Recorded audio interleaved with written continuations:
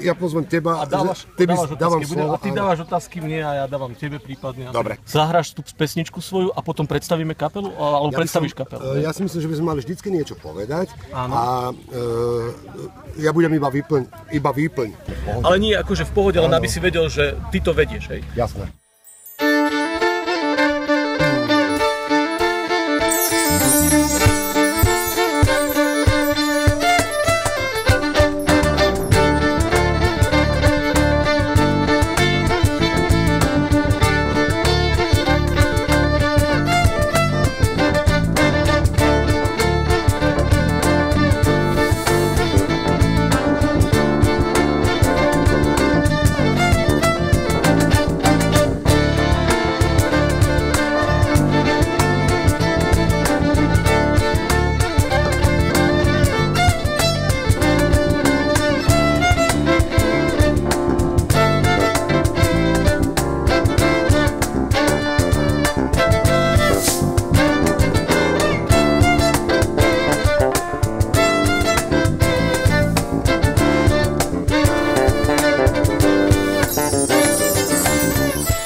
Hudba je komunikácia. Keď mal som 10 rokov, som začal husle a bol som veľmi zlé v škole, že som ťažké mne učiť veci. A keď som dostal husle, som mohol komunikovať s moje pocity a ako som cítil. Keď Boh mi dal hudba, je to moja komunikácia s Bohom, to je komunikácia s mojím vzťah, s mojou manželkou. Je vlastne komunikácia od duša.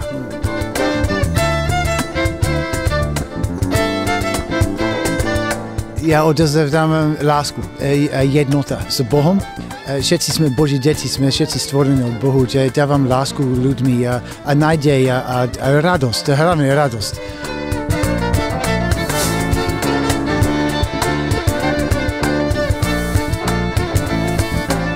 Organizátor Rasio Cunik, už som hral s ním v kapele.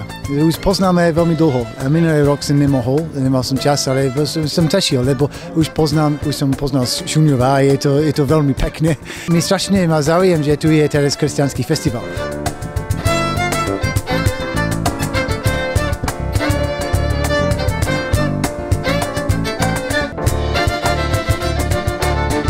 Že je zaujímavé medzi mojou manželkou a ja, on je skôr textárka a ja som hudba. Je prirodzené vo mne, moja komunikácia cez hudba. Obidvoch sú dôležité pre mňa. Hej, obidvoch.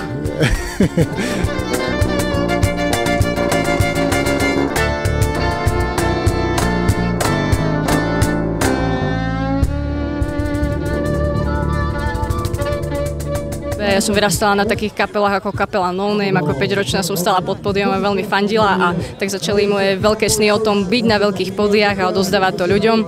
Hudba znamená proste pre mňa nie všetko, ale veľmi veľa. Život nie je o náhodách. Ak niečo nemám, to preto, že mám čakať, nech sa zjaví, čo cenu má. Nech si domyslím, že si bol dar. Teraz vlastne fičím na takom mote, kto spieva dvakrát sa modlí. A vlastne je to pre mňa dôležité to takto odovzdávať, pretože viem, že je skvelé proste ohlasovať, aké Pán Boh robí úžasné veci v našich životoch. Dá sa raz oplakať, život na pravú chvíľu zrejme počkal. Prestala som dúfať, že sa ťa dočkám. My snáď máme zo pár rokov, ponúkam ti poloprázdne dlane. Všetko, čo mám, ti dávam dane. Ešte sa toho môže stať na ceste za budúcnosťou. Raz mi ťa niekto z hora poslal, aby si tu so mnou ostal. Pocity výborné, pretože je to predovšetkým o Bohu a nie o hudbe alebo o nás. A my už s chlapcami sme sa ráno tak modlili o taký Boží dotyk, aby sa Pán proste skrze našu hudbu mohol dotýkať ľudí. A ja som veľmi vďačná, vlastne som aj chválila na konci cez pesničku Mercy alebo Milosrdenstvo, to, že mi napríklad Pán Boh dal týchto skvelých chlapcov, s ktorými som mohla robiť takúto úžasnú vec. Ja som veľmi rada, že som tu a verím, že ešte to nebude posledný krát, čo sa takto vidíme. Žijem každou chvíľou a nechcem myslieť na to, či mi raz prídeš dať s Bohom. My snáď máme so pár rokov. Ponúkam ti poloprázdne dlane, všetko, čo mám, ti dávam na ne. Ešte sa toho môže stať na ceste za budúcnosťou. Raz mi ťa niekto z hora poslal, aby si tu so mnou ostal. Hudba pre mňa znamená životný štýl a môžeme vyjadrovať aj pre mňa teda chvála Bohu. Ráno sa prebudzam, hneď viem čo a kam. Na včera zabúdam, kávu, čaj si dám. Hľadám svoju tvár, dvere otváram. Som pripravený teraz lietať, kráčať, bežať, stáť. Kráčam s tebou, viem, že sa dnes nebojím. Kráčam s tebou, viem. Kráčam s tebou, viem, že sa dnes nebojím. Kráčam s tebou, viem. Také poslanie do života, do situácií, kedy sa možno cíti ťažko a nie je im dobre, tak chcem im dávať takú nádej do týchto situácií. Zo zeme musím stať, neverím na Pán. Nádych, výdych, ja neprestávam, vďaka chýbám, do tela dostávam. Po črepinách viny kráčam, nechcem byť už iný. Aby ľudia nezabudali na Boha, lebo niekedy v dnešnom svete, ktorý je ťažký a je strašne veľa ponúk, tak ľudia zabudajú, že Boh je vlastne centrom toho celého, že nie je len Boh niekde na nejakých worshpových festivaloch a niekde sú chvály, ale že Boh je všade, na každom mieste, tak aby nezabudali, že Boh je s nimi. Kráčam s tebou, viem. Kráčam s tebou, viem, že sa dnes nebojím. Kráčam s tebou, viem. Ako z muža vychovať otca? A keď som nad tým teraz tak uvažoval a modlil sa za to, tak mi prišiel na taký citát zo Skutkov apoštolských, kde svätý Pavol cituje Ježiša a hovorí, uvádza Ježišove slova, blaženejšie je dávať, ako príjmať. Keď sa pozrieme, ako je to vo svete, ako je to často medzi mladými ľuďmi, medzi mladými mužmi, tak zdá sa, že super je, keď môžeme niečo získavať, keď môžeme príjmať, keď môžeme dostávať. A to je typické pre dieťa, pre chlapca. Ale mnoho mužov vlastne takto funguje celý život. Že sú zvyknutí dostávať, príjmať. A majú pocit, že to je super. Keď si všimneme, tak mnohí mladí muži sa dneska nehrnú do ženenia, nechystajú sa oženiť, majú pocit, že majú čas. A že ono to tak je, viete, že celý ten štýl života na to poukazuje. Pápež František, poznáte takého pána? Poznáte? Ja som mal tú česť byť kúsoček od neho teraz v stredu na audiencii, bol som v Ríme. Tak pápež František, keď sa ho pýtala jedna žena, matka, že čo má robiť, keď jej syn má 30 rokov, stále je slobodný, je doma a nikam sa nechystá, ako že by sa osamostatnil, išiel sa ženiť, tak on jej povedal, nebolo to nič extra duchovného, ale veľmi múdreho, povedal jej, prestaňte mu žehliť košele. Lebo naozaj je to taký zvyk zostať doma, mamička sa postará, otecko zaplatí účty a ja si svoj plat využijem pre seba. Inými slovami beriem, dostávam, príjmam. Ale to slovo, ktoré sme počuli, to Božie slovo, hovorí, blaženejšie je dávať ako príjmať. A to je také otcovské.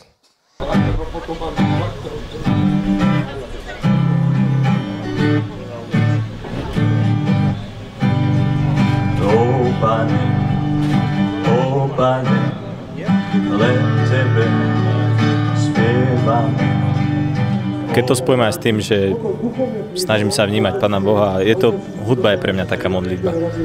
Spievame, daj nám, Pane, svojho ducha, cestu spásy zjav, aby sme kráčali za možnosťou slavy vidieť Tvoju tvár. Daj nám, Pane, svojho ducha, cestu spásy zjav, aby sme kráčali za možnosťou slavy vidieť Tvoju tvár. Ó Pane, len Tebe spievame. Ja mám rád pokoj a pokiaľ by len jednému človeku prišiel pokoj cez moju skladbu, tak to by mi úplne stačilo. Momentálne nám tu kvapka, ale ináč je to nádherná príroda. Príroda je nádherná, zvukári sú kvalitní, musím ich pochváliť. A dúfam, že sa to tu rozbehne, lebo je to tu skvelé. Tak teším sa na večer, na dobré kapely. Aby sme kráčali za možnosťou slavy vidieť Tvoju tvár. Ó Pane, len Tebe spievame. Ó Pane Bože Tebe, ó Pane Bože Tebe, len Tebe, Pane Bože, spievame.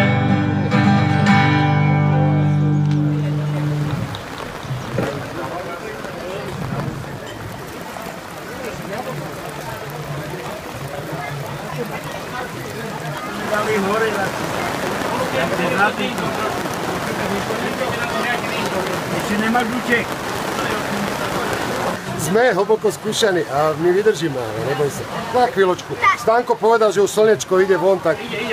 Áno? Tak ide slnečko, za chvíľočku sme tam hore, ne? No čo, zachránili ste všetko? Zatiaľ nie. Zatiaľ nie. Ja tu akurát rozprávam chlapom, že Pán nás skúša, ale že aj to treba vydržať, však... Určite. Tak, no. Určite. Ale bude sa to dať zachrániť. Za 3 hodinky zistíme. Poviem úprimne, bolo to pre mňa neskutočne dobrým osviežením a ovlážaním, pretože keď sme sem išli, pokazila sa nám klimatizácia v aute, čiže my sme 3 hodiny sedeli, piekli sa v 35-ke a túto slnko pražilo, ja už som mal spečenú hlavu, takže ja som bol veľmi rád, že sprchlo, že som sa trošku aj ovlažil. Obleč mi vestu odvahy, aby som plával proti prúdu medzi tými, čo vody zobrali do Hádesovej jamy osudu. Bez ich súhlasu, bez výstrahy uprostred sily a úspechu položili život na váhy. A hudba znamená pre mňa všetko, hudba je mi terapiou. Vyjadrujem to, čo vnútri prežívam a je to takou aj spoveďou a človek, keď si to vypovie, tak je mu ľahšie potom žiť. A keď tým môžem niekomu pomôcť, od niekoho obohatiť, tak o to viac ma to teší. Nech pozerám očami lásky a roztopím i srdce z ľadu. Chcem požičať lásku z kríža, nech zúročím posolstvo. Ja väčšinou sa snažím v piesňach napísať to, čo vidím vo svete, čo sa deje, čo ma trápi. To, čo by som chcel vlastne povedať, je to, aby sme sa dokázali zastaviť. Pretože my sme v takom kolobehu tak rýchlo. Vyzbrojím vám všetkým,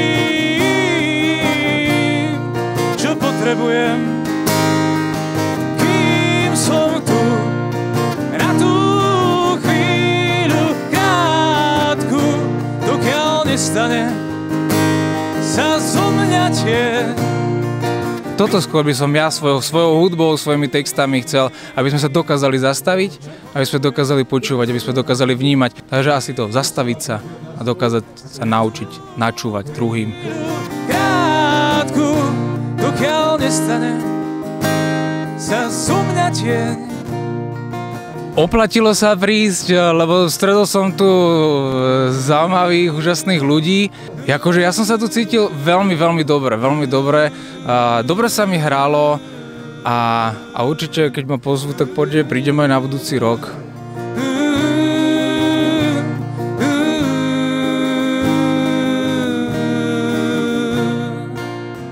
Ja konkrétne tam budem mať fotografickú výstavu fotografií utečencov z Iraku.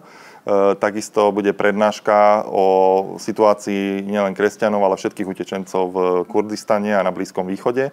Zároveň budeme aj premietať film Slzy a nádej Iraku, ktorý sme v októbri 2015 natočili v spolupráci s televíziou Lux a Slovenskou katolíckou charitou.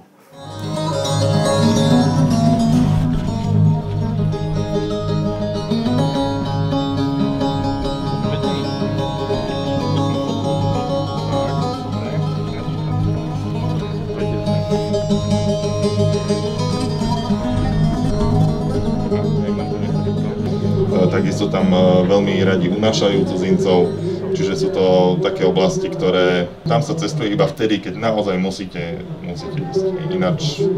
Ináč sa tam nechodí. Do Kurdistanu, neviem, ja by som kľudne zobral aj rodinu tam na dovolenku na 2 týždne. Nemal by som problém. Hej, s tými skúsenosťami, ktoré som už tam nazbieral, tak nevidel by som v tom problém.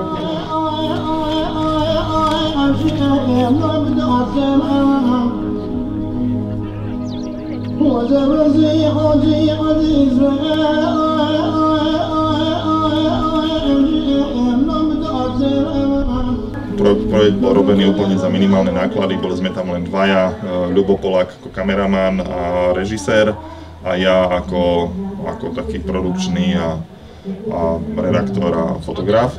Hej, skauti, hore sa volá vlas, hej, skauti, volá všetkých nás. Tento oheň sa bude zapalovať zo 4 strán, ktoré ho budú sprevádzať 4 čnosti lesnej múdrosti, a to sú pravda, krása, láska a sila. Sila je vždy na sever. Tento oheň u nás v skautingu sa považuje za taký posvetný. Čiže jeho kruh by sa nemal prerušiť alebo prekročiť. Toto prekročenie môže urobiť iba len tzv. Ohnívak, ktorý sa celý večer stará o tento oheň. Zapaľujem oheň krásy. Buď čistý ty, aj miesto, v ktorom žiješ. Rozumej sebe a svojmu telu. Maj ho v úcte. Zapalí sa najskôr krása, láska, pravda a posledná je sila. A potom, ako najväčší oheň, zapálí sa oheň Veľkej rady.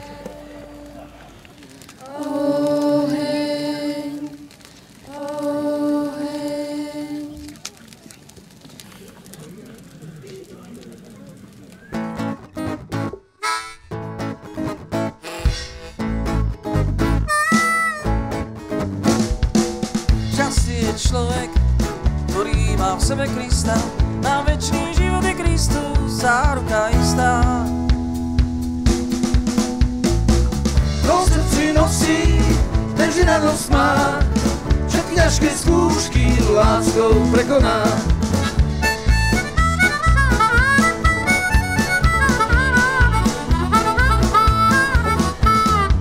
Poď sa ním aj ty, snaž sa ho lepšie spoznať, aby si o ňom mohol svedectvo dať.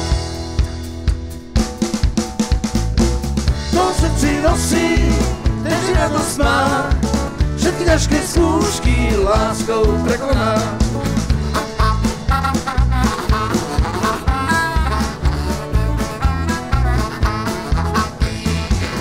Darí ťa nehou a život nedeje jasný, aj tá živý deň sa ti zdá potom krásny. Kto v srdci nosí, ten vždy radosť má, všetky ťažké skúšky láskou prekoná.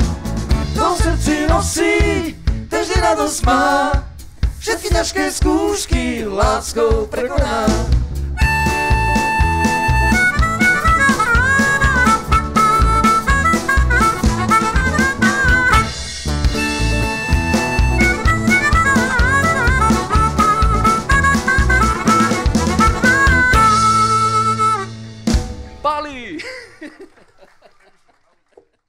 Ale teraz sa chcem zamerať na túto tému tohto festivalu, a to poznanie Otca. A ja myslím, že toto je naozaj kľúčová vec pre život kresťana, aby si bol efektívnym v tom, čo robíš. Aby si vedel zjavovať, ukazovať doslova teda, lásku Boha vo svojom najbližšom okolí. To predovšetkým tvoja rodina.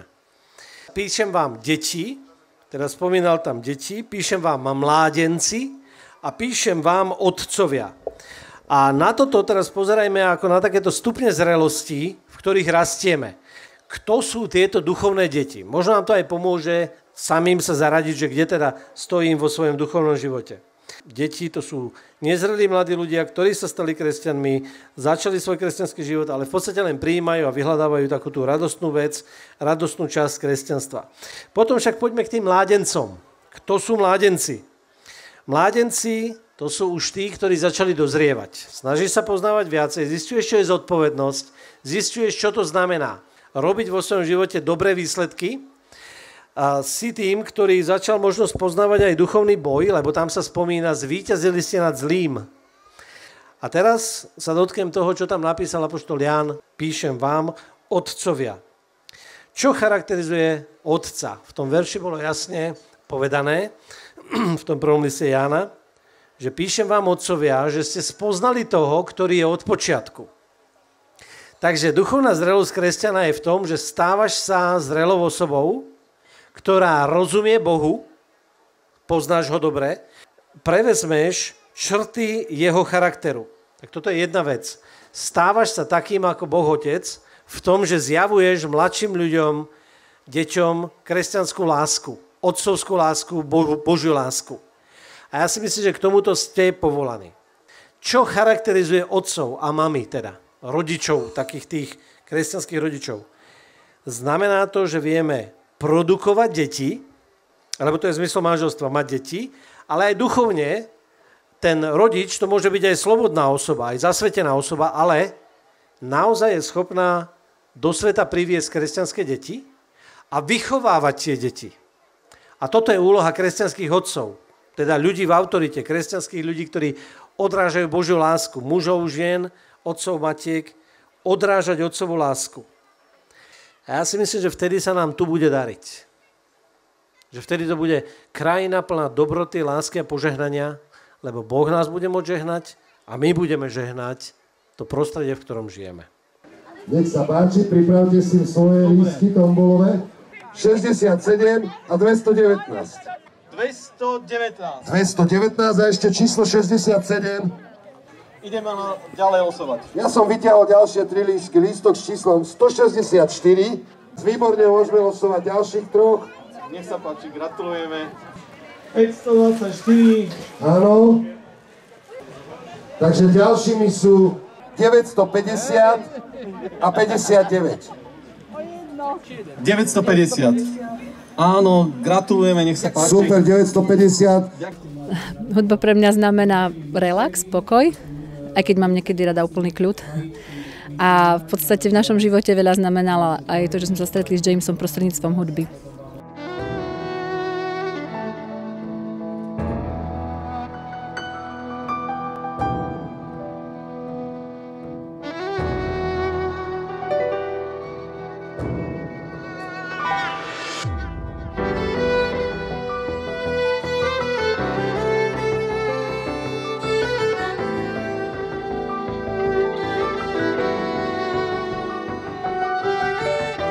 Takže my sme to najprv skladali, tie naše piesne, ako také, že nás to bavilo, že to o rodine, čo žijeme. A dokonca sme zistili, keď sme sa spätne na niektoré piesne pozreli, že boli prorocké. Rôzne veci sa stali v živote a vlastne v tých textoch sa to objavilo pár rokov už skôr.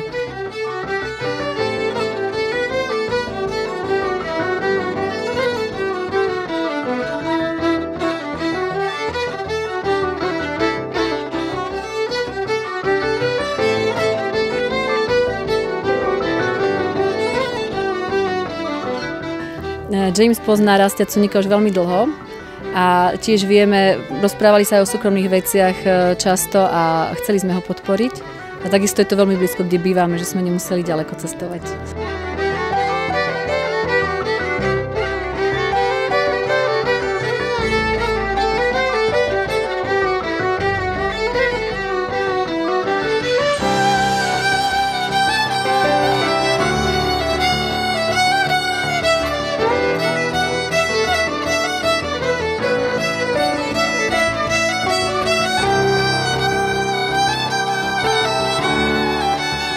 Ja som sa snažil odozdať to, čo je bolo hlavnou myšlienkou tohto festivalu, a to bolo práve otcovstvo. To znamená to, aby sme naozaj si ctili otcovstvo, aby sme sa vrátili, aby sme prešli od tej krízy otcovstva, ktorej čelíme, k tomu naozaj, k tej oslave Otca, nášho nebeského Otca, aj toho nášho pozemského, aby sme si ho začali vážiť. To odpustenie, to bolo to podstatné, aby sme vedeli tomu svojmu otcovi odpustiť.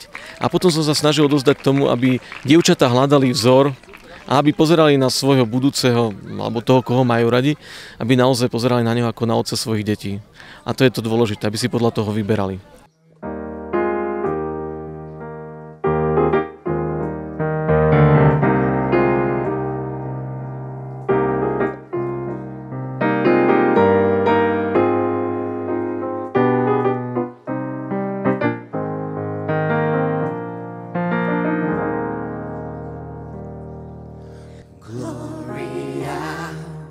Sing a song of freedom, Gloria.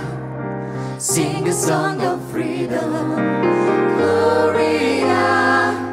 Sing a song of freedom, and I'm free, I'm free, I'm free. To, čo vlastne v týchto piesniach vyjadrujeme, chceme dneska vám podať ďalej a budeme radi, keď spolu naozaj budeme tvoriť také úžasné spoločenstvo. Takže freedom. Open up your gifts and I'm free, I'm free, I'm free. Hosanna, Hosanna, sing a song of freedom. Hosanna, sing a song of freedom. Hosanna, sing a song of freedom, and I'm free, I'm free, I'm free. Pre všetky tieto skladby, ktoré sme dali dokopy, je dominantné jedno slovo a to slovo je slovo haleluja. Halelu je chváliť a Jah ako Jahve, teda chváľme Boha. Jahve je Boh. Song of liberty, song of liberty, song of liberty, song of liberty, song of liberty, song of liberty, song of liberty, I'm gonna song sing of my liberty, song. I'm gonna song sing of my liberty, song. I'm gonna song sing of my liberty. song. Pre mňa hudba to je životná filozofia, možno, že potešenie, útek z reality niekedy, ale každopádne je to radosť.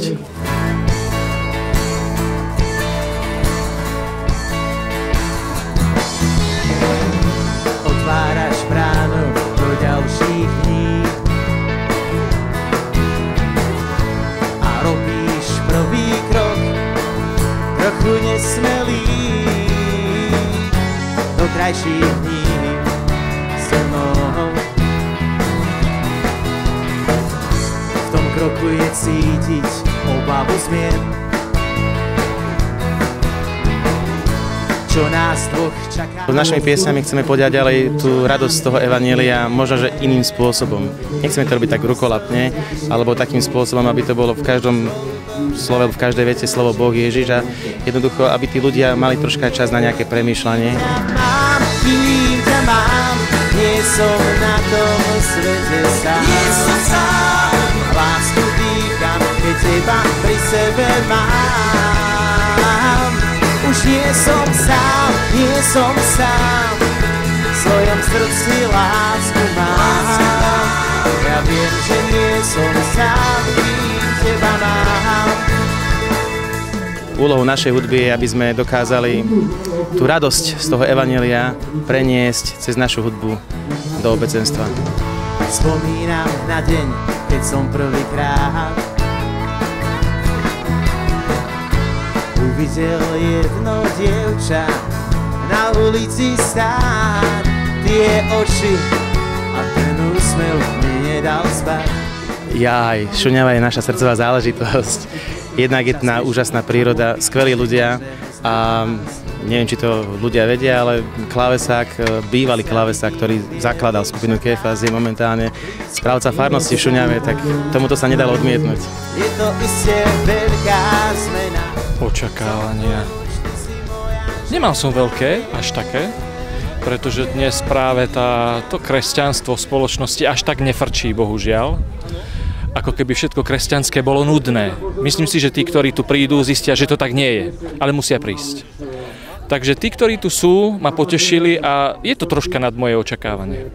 Boh si zavolal tých, ktorých chcel tu mať a tí, ktorí mali srdcia otvorené vlastne k tomu, takže asi toľko. Tak úloha hlavne zabezpečiť technické veci, hej, mali sme to tak trošku rozdelené, aby nemal jeden človek toho veľa, hej, tak snažil s ostatnými ľuďmi, nie sám samozrejme, tak zastrešiť. Tá energia sa oplatila investovať, pretože ja si myslím, že tí, ktorí si chcú niečo nájsť na tomto festivale, ktorí sa tu chcú nájsť a niečo si zobrať z toho, tak určite, že to navštívia. Hej. Zostala som veľmi rada na celom festivale. Nečakala som, že je to také malé, milé, rodinné v nádhernej prírode a vypla som všetko svoje odborné a profesionálne, lebo som si uvedomila, že to ľudské zanedbávam a tu som to znova otvorila. Takže je to nádherné miesto pre mňa. Určite to muzikánsky nehodnotím, ale ľudsky. Všetky kapely na mňa zapôsobili veľmi autenticky a blízko. Spievala som si všetky pesničky, ktoré som poznala a tešila som sa z tých krásnych záberov rodín a takého pokoja, ktorý dýcha z tohto miesta. Bolo treba pripraviť nejaký ten scenárik. Bola vložená do mňa dôvera, že vraj keď robil som folklór, divadlo, mal som s tým skúsenosti, že by som to mohol zvládnuť. Určite keby som tu nebol ako usporiadateľ, tak by som mal taký hlboký zážitok z toho. To, že som prispel k tomu festivalu tak, ako som prispel, tak ocenili zase druhý, tak to ma zase teší. Ja by som vyzdvihol naozaj tú dobrú atmosféru. Všetci ľudia cítili také prijatie, myslím. Tú tému otcovstva takisto Tonko Chromík s Pavlom Drapakom vlastne urobili naozaj jednoducho si, myslím, že veľmi dobrú prácu. Ja som najprv mala pocit, že to bude najmä miesto pre mužov, alebo možno aj zranených synov, ale je to miesto aj pre dcéry a pre ženy, ktoré reagujú na to, ako ich muži fungujú vo vzťahu.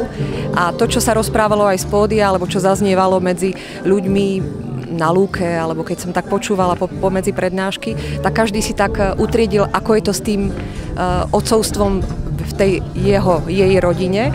A samozrejme aj v tomto roku milosrdenstva je to nádherné previazanie s tým vzťahom s Bohom, ktorý je našim ockom. Takže rezonovalo to krásne s tou muzikou a s týmto prostredím. Stále to len dávam do kontextu takej harmónie.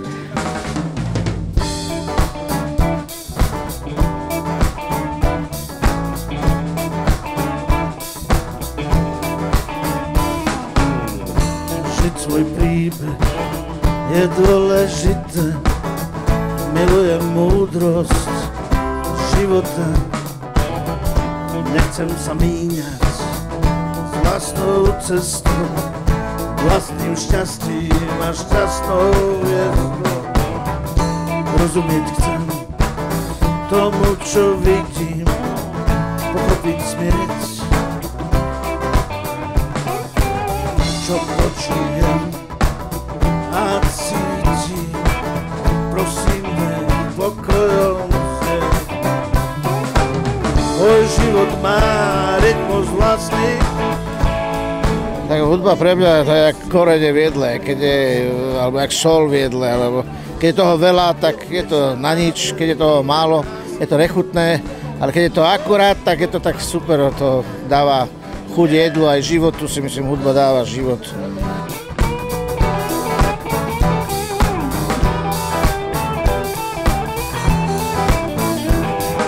Vraj by vedeli žiť lepšie v mojej koži,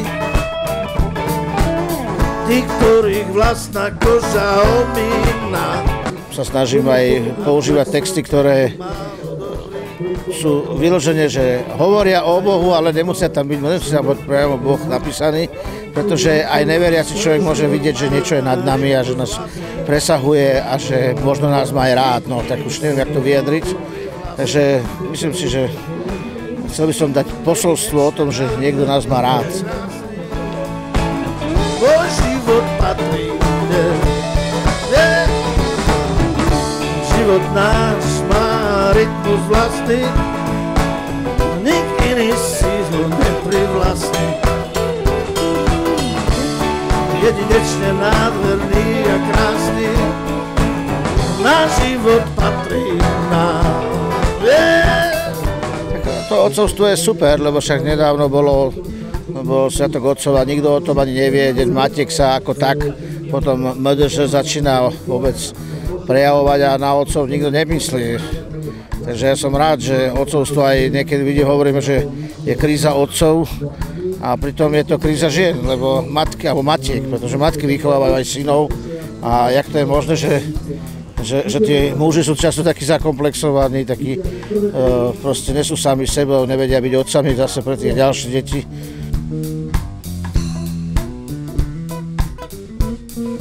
Miro! Hovoril som o radikalite, že napríklad dneska dávajú do pejoratívu slovo, že radikáli a radikáli, no tak radiče je po taliansky koreň. Keď strom nemá koreň, tak zafúka vietor a vypadne. Takže my musíme byť všetci radikáli vo viere, ale nemôžeme byť extrémisti, ktorí idú proti druhým ľuďom. Takže trošku si aj naši novinári pletú pojmy s dojmy a tak som vlastne trošku na túto tému začal, že Ježiš hovorí, že kto sa obzerá, nie je ma hoden. No tak ja som chcel povedať, že ak nemáme Ducha Božieho, tak sme len takové vlažní kresťania a môžeme byť kľudne aj Mohamedani alebo hinduisti, lebo ak nemáme ducha, tak celé toto kresťanstvo je len prirodzené náboženstvo. Ale ak máme ducha, tak ako Peter, keď sa spoliehal na seba, tak zlyhal, ale Ježiš mu dal tú dôveru a potom, keď dostal Ducha Svätého, tak zrazu bol ochotný dať za ňoho život. A to nebol žiaden idiot. To bol len radikálne za Ježiša, lebo už bol presvedčený. No a tak tomuto som sa ich snažil nejako nakopnúť. No. Na začiatok vám v krátkosti poviem, dnešné deti vo Francúzsku sa o ňom učia, o svetom Vincentovi, ako o tom, ktorý urobil z charity, z pomoci druhému človeku, blížnemu urobil, môžeme povedať, národný šport. Futbal je šuvix, aj keď teda teraz máme aj dokonca vo Francúzsku futbalové majstrovstvá sveta, Európy, ale šport v úvodzovkách národný, ktorý on urobil, bola pomoc. On videl v každom jednom človekovi Ježiša Krista, trpiaceho, ktorý potrebuje pomoc. Nie iba tak, že bude človek hovoriť o tom na kázniach, v kostole, alebo že bude sa milo usmievať, alebo keď uvidí nejakého bezdomovca, že sa na ňo usmeje, tam nejaký človek hníje na zemi a že ani on ho nezakopnem. On urobil jednu dôležitú vec. Na prvé miesto vo svojom živote postavil Boha a hneď na druhé miesto svojho blížneho človeka. Čo vám poviem, kultúra je tam úplne iná ako na Slovensku. My sme živá kultúra, ale oni sú ešte viac. Všetci sa chcú objímať, boskať, veľmi sú láskaví, jednoduchí. My konkrétne máme Černochov, ktorí pred 200 rokmi boli ako otroci vyvezení z Afriky. Prišiel som do jedného domčeka a taká stará babka, bol som tam prvý týždeň, a ona niečo šepka Jožkovi, že čo chce, nie? A Jožko mi hovorí, zohni sa prosím ťa, chce ťa vyboskať. No tak som sa musel zohnúť a vyboskala ma. Chcem vám povedať, že viera, bratia, sestry, viera bez skutkov je márna, hovorí apoštol Jakub. Ja vás prosím, príďte, ak máte možnosť, pozrieť sa do nášho stanu a vidieť aj čo som tam zažil, aj fotky, aby ste sa presvedčili, že keď to mám porovnať, my sa máme už dobre, jak v nebi. A naši rómski spolubratia, neviem, či sú tu, u nás v Bijacovce ich máme, to oni sú jak králi oproti tým, ktorí sú tam. Je tam veľká bieda, ale sú šťastní títo ľudia.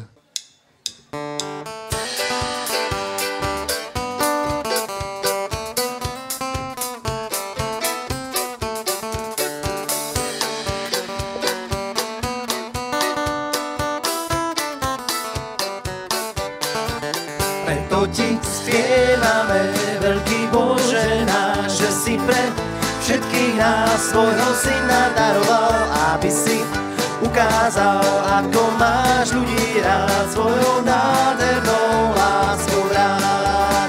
Preto ti spievame. Hudba znamená pre mňa vyjadrenie mojich pocitov jednak. Je to pre mňa radosť, istý druh naplnenia. Takže ja mám veľmi rád hudbu. Máš ľudí rád, svojou nádhernou láskou rád. Ó Bože, Ty si sám dielo spásy dokonal, keď si nám svojho syna dal. ale prišiel som odovzdať to, čo je vo mne. Hlavne chválu nášmu Bohu, lebo On je na prvom mieste, ale zároveň aj radosť ľuďom. Spievame, veľký Bože náš, že si pre všetkých nás svojho syna daroval, aby si ukázal, ako máš ľudí rád, svojou nádhernou láskou rád. A celková atmosféra, myslím si, že je výborná, prostredie je krásne, takže...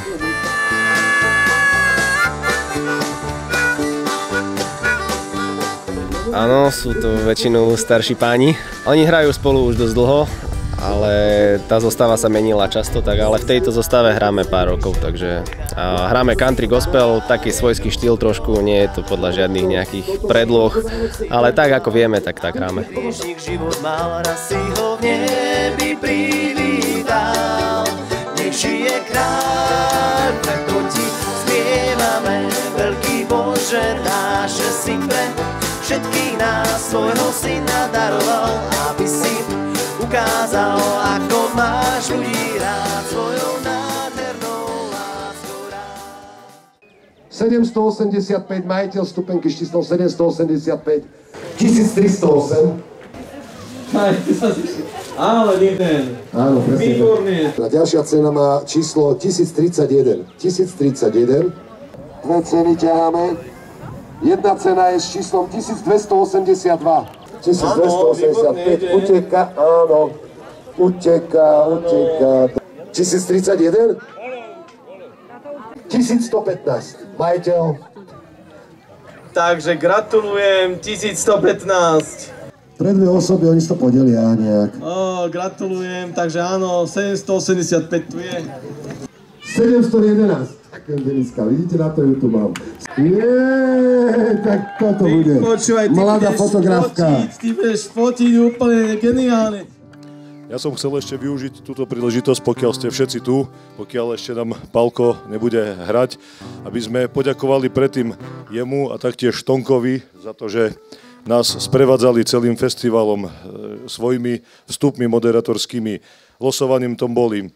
Taktiež svojou hudbou nás Palko potešil, tak chcem sa im v mene spoluobčanov obce, v mene obecného zastupiteľstva, v mene starostu poďakovať a na pamiatku im venovať knihu Šuňava.